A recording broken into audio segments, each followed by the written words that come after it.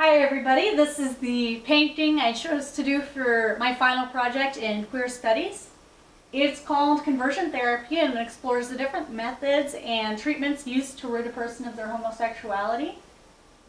Conversion therapies can be both mentally and physically harming, so I chose to use darker colors to convey the seriousness and the monumentally disturbing nature of conversion therapy. I chose to use purple in the background to represent the resilience of the queer community in the face of treatments like this. Each hand represents a different type of conversion therapy that we've discussed this semester. And I chose to have our queer boy with an open brain to show just how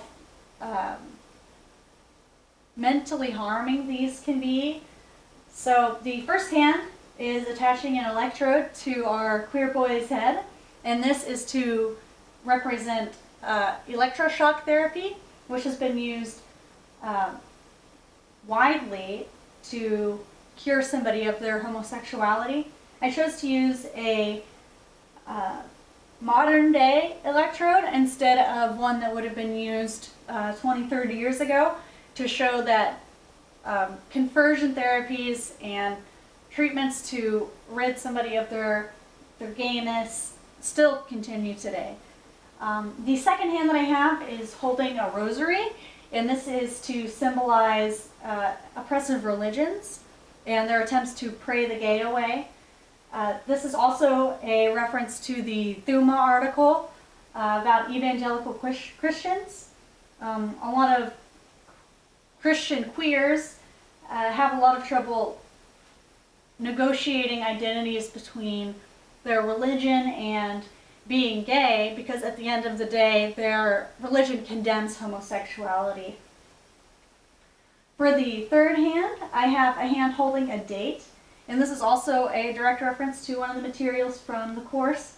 This is a reference to the movie Trembling Before God about the Hasidic Jews, and this is a reference to the young man in the film who asked his rabbi what cures, what treatments he could use to